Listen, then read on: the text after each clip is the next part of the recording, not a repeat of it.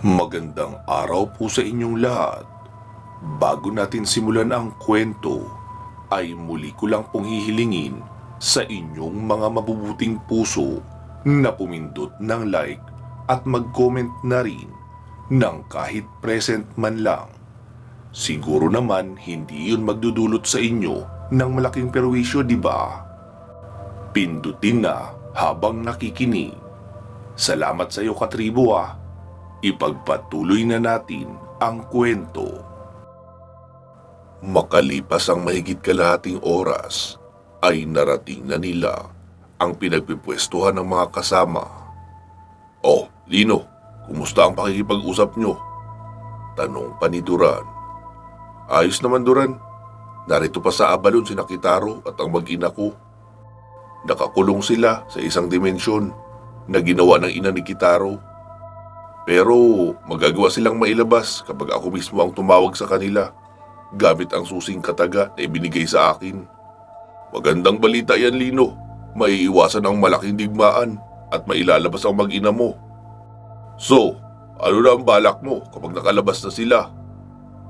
"Iuwi ko muna sila sa mundo ng mga tao. Pero babalik kami para tulungang mabawi ang Avalon at maiupo ang karapat-dapat na maging hari." "Sige, Lino, magpahinga na muna kayo. Siguradong wala pa kayong sapat na tulog." Wika pa ni Duran.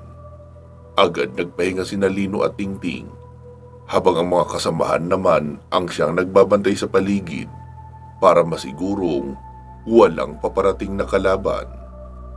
Kinagabihan, bago pa maghating gabi, ay nakahanda na ang lahat. Ang bala kasi nila na kapag nailabas na sina Kitaro, ay diretso ng tatawid sa mundo ng mga tao. Tapos sina Kanso at Tiara naman ay sasama na muna papabalik sa pamayanan ng mga Nephilim. Kinagabihan, noong sakto na ang oras, ay nagsimula na sa kanila pagme-meditate sina Lino at Tingting. Mabilis naman nilang nakontak sina Kitaro na nakahanda na rin sa loob ng dimensyon. "Sige na, Lino, banggitin mo na ang susing kataga nang makalabas na kami rito."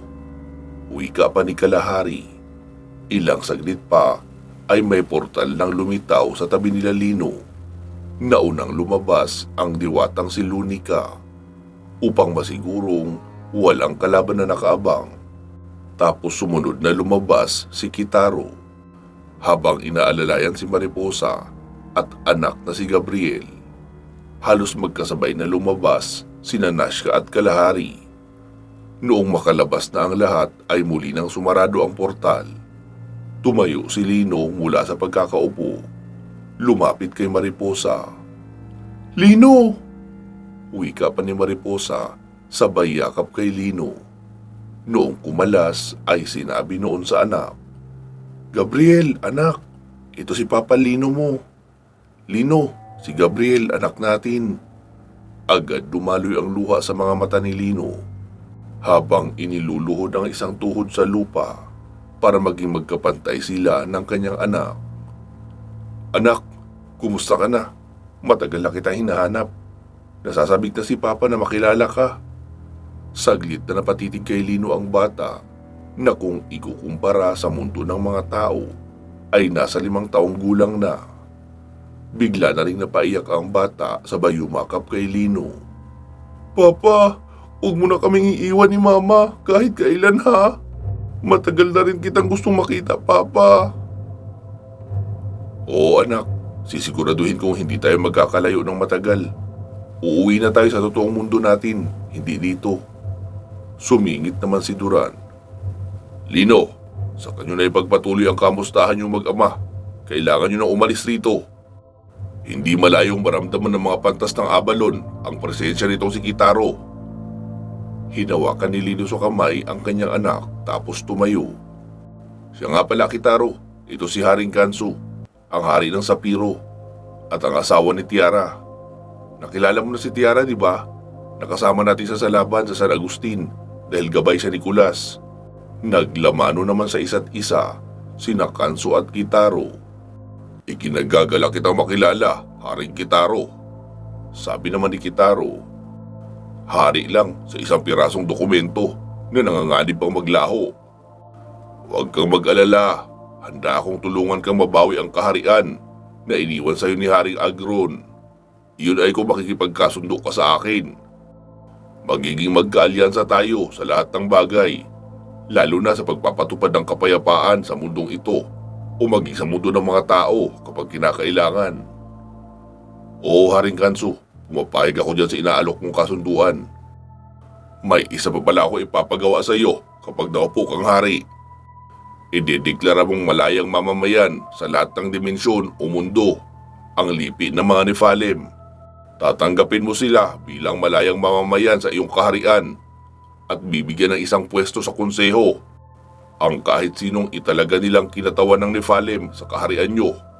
Ganon din ang gagawin ko sa kaharian ko. Bibigyan ko sila ng isang pwesto sa konseho. Gayong matagal na silang nakadeklarang malayang mamamayan sa amin. Makailang beses na nga nakapunta ang pamilya ni Duran sa kaharian ko nang walang kahit sino humuhusga sa kanila bilang rebelde o bandido.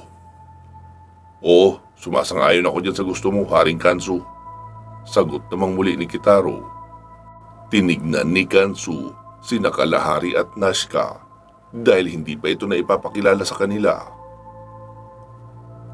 Kansu, ito nga pala ang aking mahal na ina, si Prinsesa Kalahari. At ang aking katipan na si Diwatang Nashka, isa sa mga diwata ng hardin ng medisina. Ito naman si Lunica, diwata rin ng hardin. Iginagagal ako kayo makilalang lahat, pero wala tayong panahon ngayon para magdiwang sa ating bagong alyansa at pagkakaibigan. Wala tayo sa ligtas na teritoryo.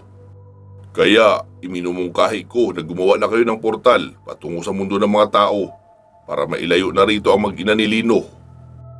Tumingin si Kitaro kay Prinsesa Kalahari. Ina, makikisuyo naman ako sa paggawa ng portal. Papabalik sa mundo ng mga tao. Sa San Narciso ang destinasyon. Sabi naman ni Kalahari. Naku, hindi pa pwede dito anak. Abot ng kapangyarihan ng mga pantas ang lugar na ito. Kaya kung dito ako gagawa ng portal, ay pwede nilang manipulahin ang destinasyon. Imbis na sa mundo ng mga tao tayo mapunta, ay baka sa loob ng selda ang maging destinasyon ng portal. Kailangan malayong-malayo rito. At dahil sa nabuksan na ang dimensyon na aking ginawa, ay malalaman na rin ng mga pantas na wala na tayo roon. Kaya nilang bantayan ang lahat ng spell na isasagawa mula sa oras na ito hanggang bukas para lahat ng magsasagawa ng spell na gumagawa ng portal ay makontrol nila. Nagsalita naman si Lino. Kitaro, pakipaliwanag nga sa paraang maiintindihan naming mga normal na tao. Lino, ang ibig sabihin ng aking ina ay hindi siya pwede gumamit ng kahit anong orasyon ngayon. Unang-una, malalaman ng mga pantas ang lokasyon natin. Pangalawa, kung orasyon para gumawa naman ng portal ang gagawin niya, ay maaaring kontrolin nila ang magiging exit point at gawing papunta sa loob ng selda ng kaharian ang lusutan. Kaya mas maiging magsimula na tayo ngayon na maglakbay papalayo rito para hindi maramdaman ng mga pantas ng kaharian ang aura namin. Saan tayo pupunta? Tanong pa ni Lino. Sumagot naman si Duran. Mas ligtas kayo kung doon muna kayo manatili ng ilang araw sa pamayanan namin. Dahil sa taas ng dalawang bundok na iyon, hindi makakatagos roon ang aura nila Kitaro. Kaya hindi na sila mararamdaman ng mga pantas ng Abalon. Di kung ganun, ay simulan na natin maglakbay habang madilim pa ang kapaligiran. At pagsapit ng umaga, dapat meron na tayong lugar na pansamantalang mapagkukublian. Oo, Lino, tama yung plano mo. Sagot naman ni Kansu. Kaya nagsimula na nga silang maglakad.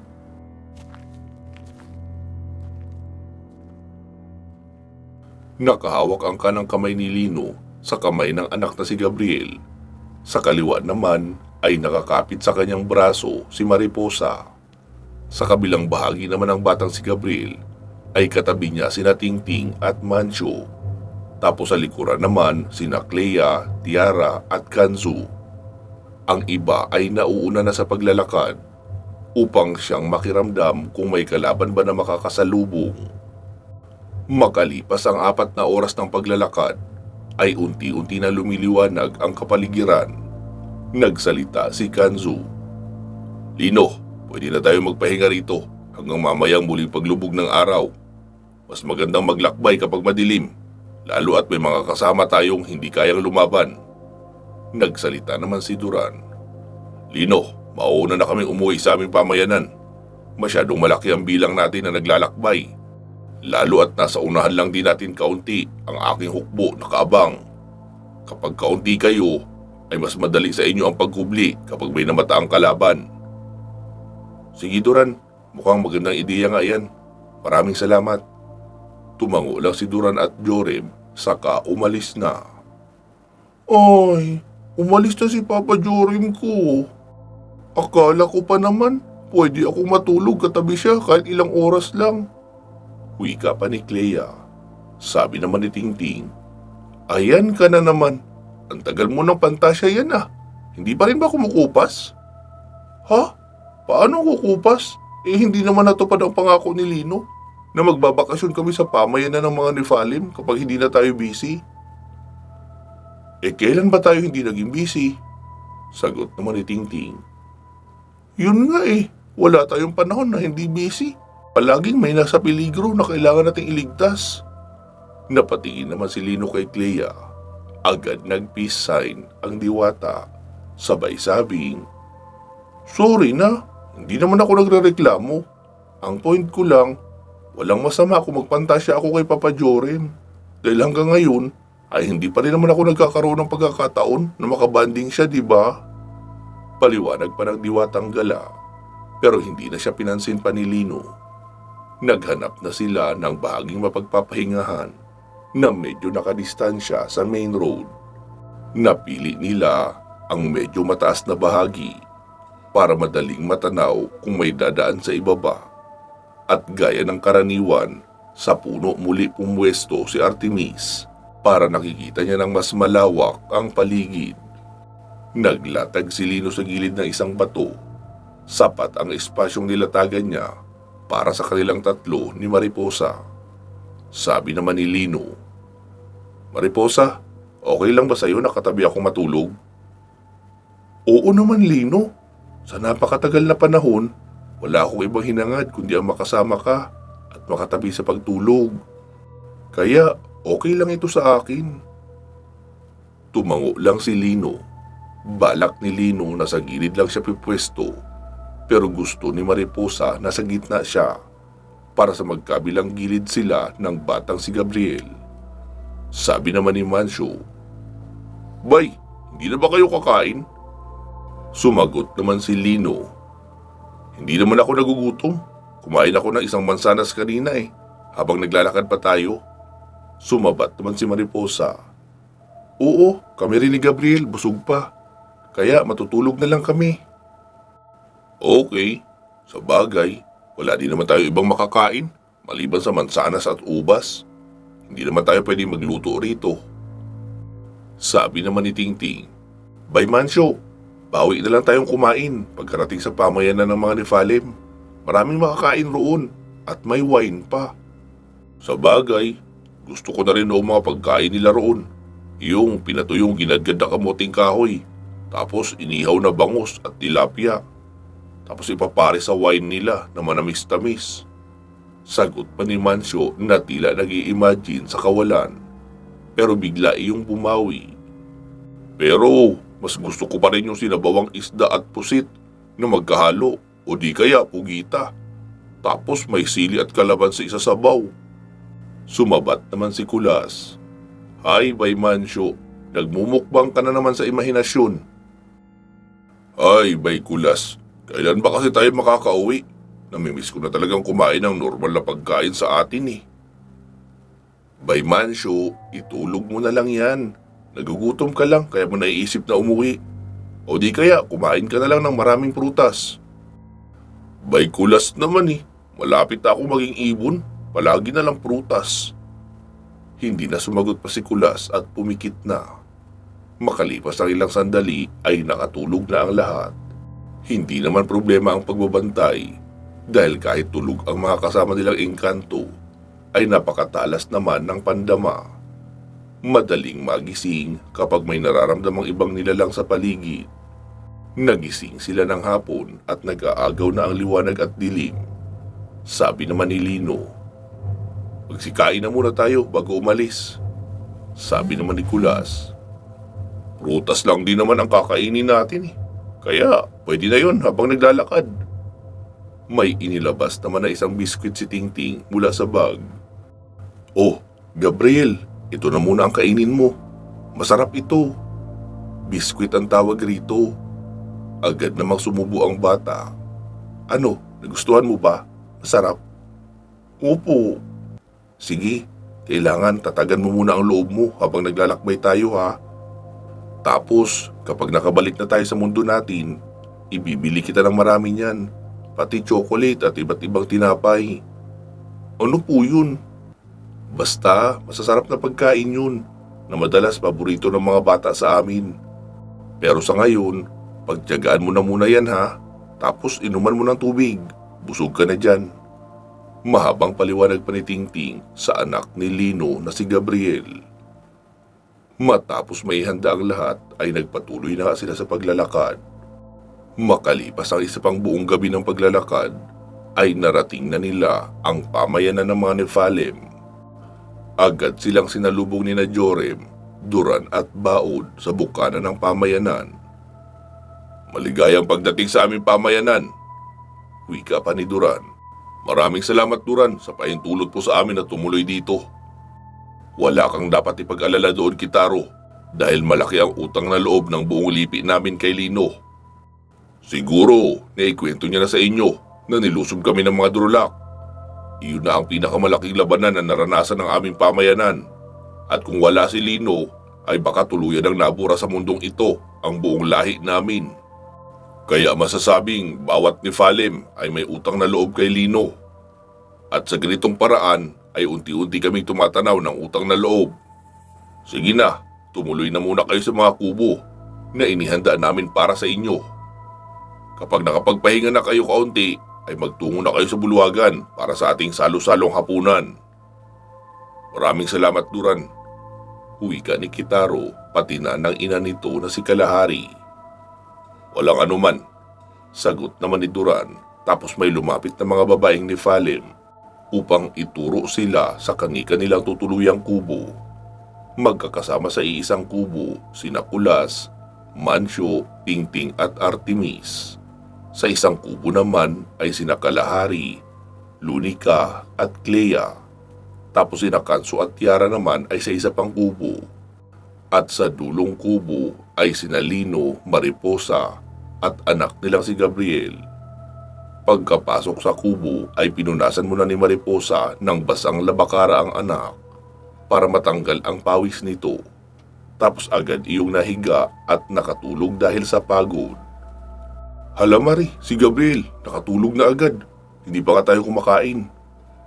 "Hayaan mo lang siya Lino, ganyan talaga yan.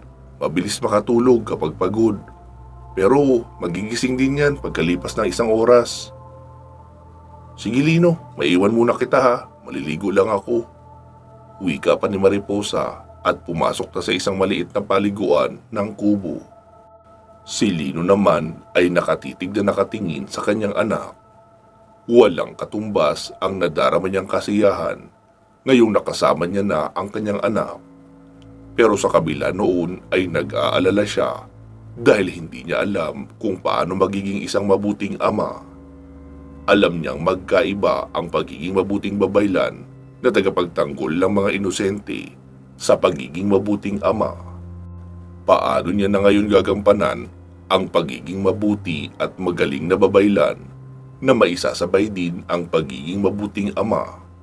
Iyon ang umagaw sa kaisipan ni Lino sa mga oras na iyon, hanggang sa makita niyang lumabas si Mariposa sa banyo. Nakatapis lang ito ng tuwalya at dumaan sa harapan niya. Kaya naman amoy na amoy niya ang mabangong samyo nito mula sa sabon na ginagamit ng mga Nephalem na sila din mismo ang may gawa. Napako ang tingin niya sa maputing balat sa likuran at braso ng dalaga, hanggang sa bumaba ang tingin niya sa mga binti nito. "Lino, anong iniisip mo?" tanong pa ni Mariposa. "Marami. Isa na roon ay kung paano ako magiging mabuting ama kay Gabriel. Ano ka ba, Lino?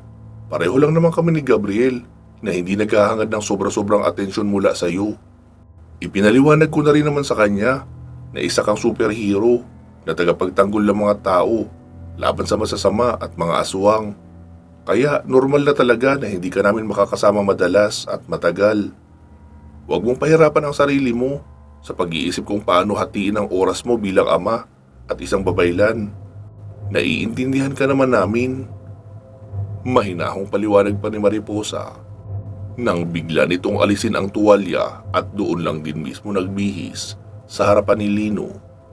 Agad namang tumingin si Lino sa ibang direksyon. Napansin iyon ni Mariposa. Ano yan, Lino? Huwag mo sabihin nahihiya ka pa sa akin. O dapat ba ako ang mahiya sa iyo? Kasi kung ako ang tatanungin mo, bakit kailangan kong mahiya? Ano pa bang bahagi ng katawan ko ang hindi mo nakikita? Ayan nga ang patunay ng ating masayang nakaraan, si Gabriel. Alam mong hindi natin intensyon na may mabuo, pero masaya ako na nagkaanak ako sa iyo. Dahil kahit wala ka sa tabi ko, pakiramdam ko ay kasama pa rin kita palagi dahil kay Gabriel. Kamukhang kamukha mo siya lalo na ang mata at labi niya. Unti-unti namang ibinalik ni Lino ang tingin kay Mariposa at wala pa itong kahit anong balot sa katawan. Oh, sige na Lino, maligo ka na muna para pagkagising ni Gabriel ay pupunta na tayo sa bulwagan. Gusto ko nang kumain, nagugutom na ako eh. Oo, sige. Natatarantang wika pa ni Lino at nagpunta na sa banyo. Matapos makaligo ay umupo si Lino sa isang mahabang upuan sa harapan ng bintana. Lumapit naman sa kanya si Mariposa at yumakap mula sa likuran. Lino, namiss kita, promise. Napatingin naman si Lino sabay marahang sinabing, ako rin. Nanatili lang sila sa ganoong posisyon nang magising ang batang si Gabriel. Mama, nagugutom na po ako. Agad namang napalingon si Lino. O sige anak, kakain na tayo. Tara. Dali-dali namang bumangon ang bata at yumakap kay Lino bago humawak sa kamay. Lumabas na nga sila ng kubo at nagtungo sa bulwagan. Nakita nilang naroon na ang lahat abalang kumakain. Uy, Kuya Lino, ang tagal nyo Bati pa ni Tingting. Oo, kasi natulog pa si Gabriel. Hinintay pa naming magising. Halika rito Gabriel, ako ang magpapakain sa iyo. Ano bang gusto mo? Wika pa ni Tingting. Iyong mga nakabalat na hipon at isda naman ang itinuro ng bata at ilang matatamis na puto. Habang kumakain sina Lino at Mariposa ay nagkikwentuhan at umiinom na lang ng wine ang iba. Nagsalita si Kitaro. Lino, bukas na umaga ay igagawa kayo ni Ina ng portal papabalik sa mundo ng mga tao. Teka, anong ibig mong sabihin kami? Hindi ba kayo sasama? Hindi Lino, may mas malaki kaming problema ang kailangan lutasin rito. Lalapitan namin ang mga kalyadong kaharian ng aking tiyuhin para hingin ang kanilang tulong. Hindi ko alam kung anong kalalabasan nitong laban namin sa pagbawi ng kaharian. Kaya mag-iingat ka palagi Lino sa mga kasunod mong misyon sa mundo nyo. Wala na ako roon para samahan ka. Pero sa tingin ko, matagal mo na akong hindi kailangan. Masyado ka nang malakas ngayon. Malayong malayo sa Lino na nakilala ko noon. Na halos natataranta pa kapag nakakaharap ng simpleng aswang lang. Binabati kita Lino sa iyong tagumpay sa lahat ng mga misyon.